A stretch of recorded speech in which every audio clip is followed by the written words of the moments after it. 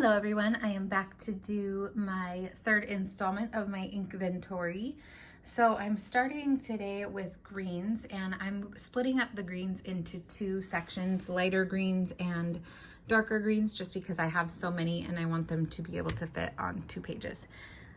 So right now I'm going to do lighter greens, and there's no particular tone I had in mind, just lighter in general. And then the next group is going to be darker greens, which are much, much darker.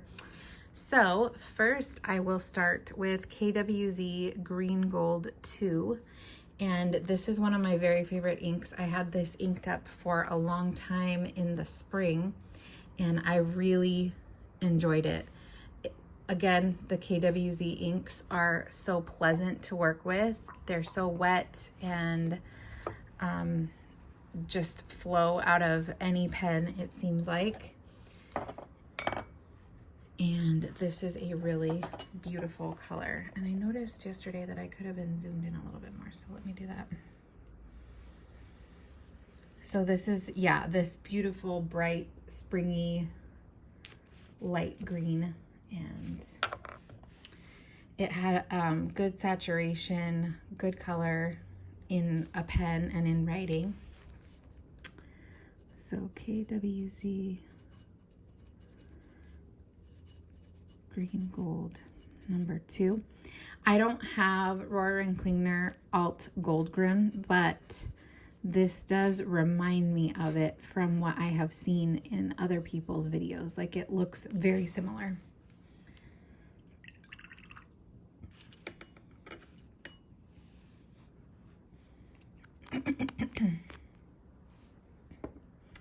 This next one is a creation that I made yesterday, and it is, I wanted a lighter color like this, but that shimmered. So I combined Diamine Golden Sands Shimmertastic with Diamine Eau de Nil, which is a turquoise ink. But because the Golden Sands is such a yellow ink, I knew to create this color I would have to combine it with a blue. And then I added a little bit of Monteverde Olivine to darken it up, because it came out a lot lighter, similar to that, but it was kind of a little bit hard to read. The Diamine Shimmering Sand seems to be a very kind of watery ink. So when it like hits the paper, it tends to kind of spread. Let me know if you know what I'm talking about, because I like inks that are more viscous that don't do that. Like, they hold their line. Do you know what I mean? So this is a combo of Diamine, Golden Sands, Eau de Nil, and Monteverde Olivine. And it turned out really, really lovely. I have it in my TWSBI Eco with a medium nib. I couldn't remember what I put it in for a second. So yeah, it's really pretty. So this is what it looks like in the pen. And the next one that I'm going to do is Robert Oster Avocado. This is one of those Robert Oster inks that I was saying is a little bit more dry. I was saying that yesterday in the yellows video, I think, maybe. And this is a beautiful green shade that I really haven't seen in any other ink. But yeah, it is a bit dry.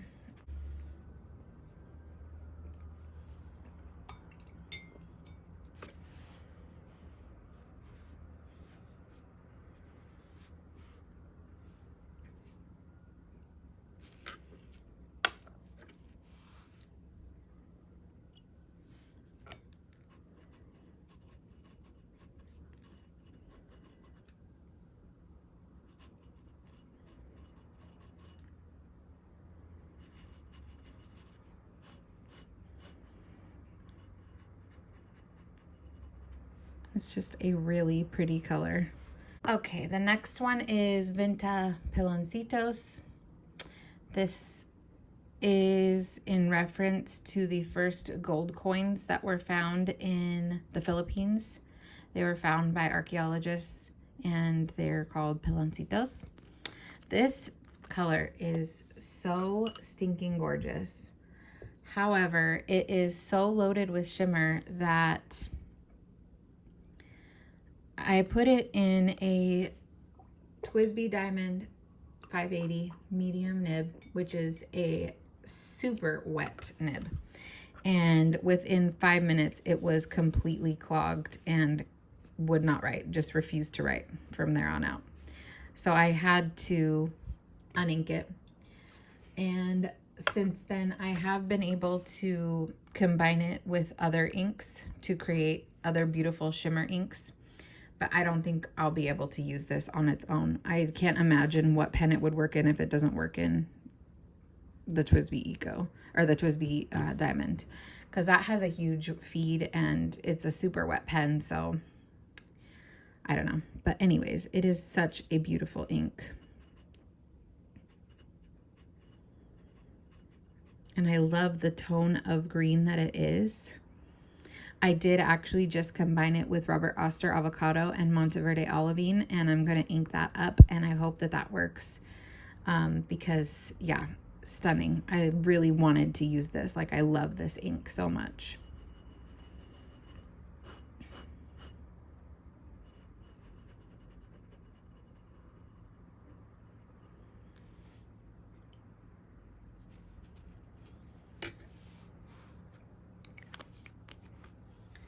Just look at all that shimmer already. It's this ink is mainly shimmer. Okay, the next one is Robert Oster Sydney Darling Harbor, which is admittedly a bit more of a green blue, so it is a tealish color. But I had it inked up for a long time in my Kaweco Sport Smooth Sage, which is definitely more green. And I felt that it was like a perfect match for that pen. So to me, this seems more green, but we'll see. Swatch next to all these other ones, what we think. Yeah, it definitely looks more teal here, obviously. But I don't know, in that pen, it was like a perfect match. It wrote more green to me, and it's just such a beautiful color. This is a wet ink to me. And I just highly recommend it. It is so, so beautiful.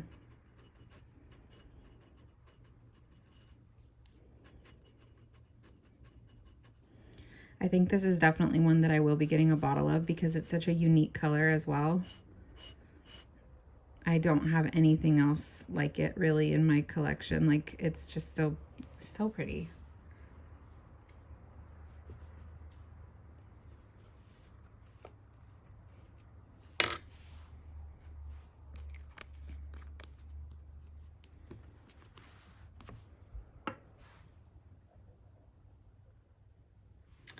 Next, we have Sailor Kyokuya. I have never inked this up. I have tested it with different pen nibs just by dipping it in and seeing how it would write. And I have never been really impressed with how it writes. So I've never fully inked it.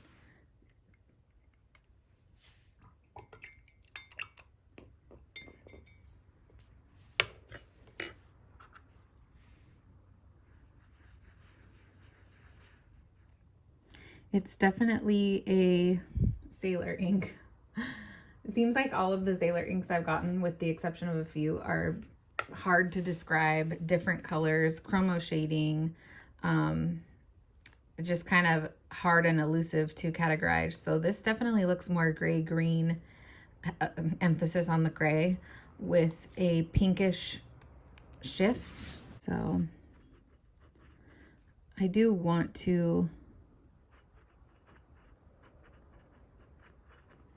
really give it a fair chance and try it out someday. But again, this kind of muddy ink is not really my favorite.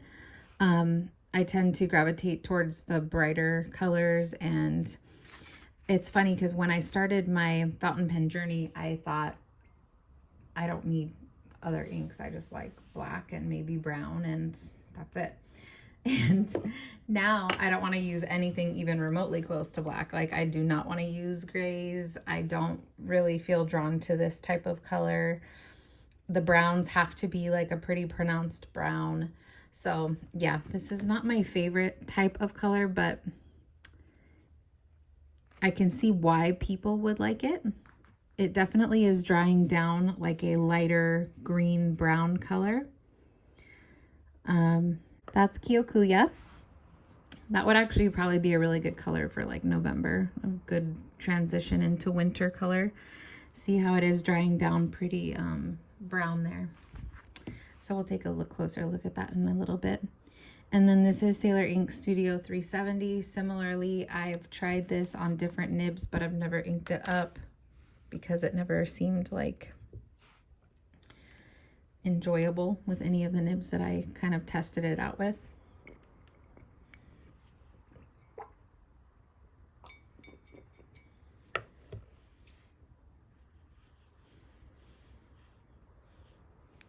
I don't know if I'm not drying off this cap well enough. I thought I was, but it seems like a lot of these are being, they look like they have water in them. You know what I mean? But I think this is actually this ink. This ink, I'm pretty sure, did feel very dry to me. And that tracks with the way it just went down. Okay, so Sailor Ink Studio number 370.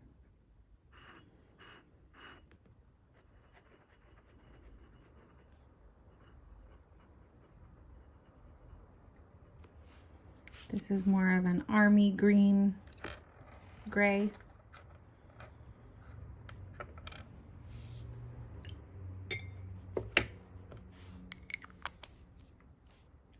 Next we have Palette Iroshizuku Inaho, which I'm so thankful that I have a wonderful pen friend on Instagram who saw me talking about Goose Poupon, which I'm going to swatch next, and said that she had Inaho that I could try because it's discontinued and I have never tried it before. But I had heard that Goose Poupon was similar to it. And so I got that and I love that. And she said, hey, I have some Inaho. Would you like to try it? And I said, heck yes. So I'm really thankful that she sent me this. I have not inked it up yet. She just sent it to, I just got it in the mail like a few days ago. So this is definitely, next to everything else, looking more brown.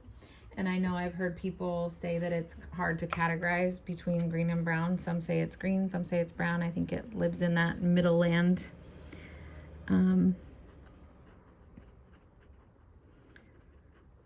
I think Goose Poupon, now that I'm seeing this, does lean a little bit more green, but is very, very similar to this.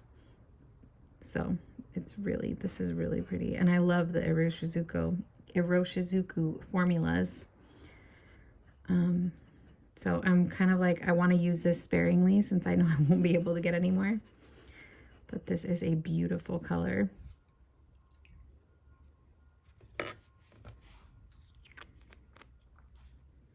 All right, and then lastly, for the lighter greens, we have Ferris Wheel Press Goose Poupon. I do have this inked up right now, and I am really, really enjoying it. This does have a really nice formula as well. It's not dry at all. It is beautiful in shading and just overall like really pleasant to work with. I have it in a Jinhao X159 with a fine nib. And yeah, compared to Inaho, I mean, you can see their similarities, but Goose Poupon looks quite a bit greener to my eye. We'll see if they dry more similarly. I don't want to mix it in with that because that's Inaho. Ferris Wheel Press, Goose Poupon.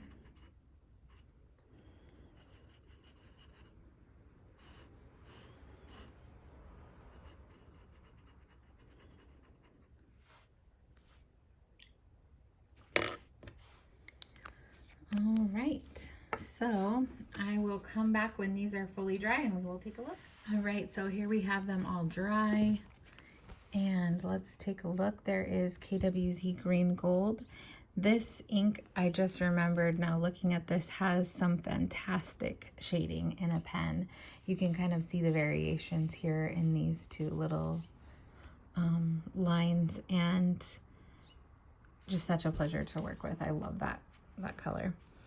This was the combination I did of Golden Sands, Eau de Nil, and Monteverde Olivine. And this is what it looks like in a TWSBI Eco medium nib. I mean, just look at that shimmer. It is so beautiful. Look at that. Oh my gosh. And the Eco is handling the shimmer very well. And yeah, it does shade quite a bit. And you can't really tell here, but in my writing yesterday, there was some pretty pronounced shading, which is fine. I mean, I would prefer like a little bit more consistent of a saturated color, but still, it's beautiful. And I mixed 3 different inks, so I'm happy with the outcome of that. Robert Oster Avocado. This is so interesting because I had never noticed the amount of pink in this ink before, and it's not sheen. It looks like a duochrome, like it looks like, yeah, and you can even see it in the writing here a bit. I've never inked this, so I don't know how it would look in a pen. I'm imagining it would look more just like this, which you can't see any there.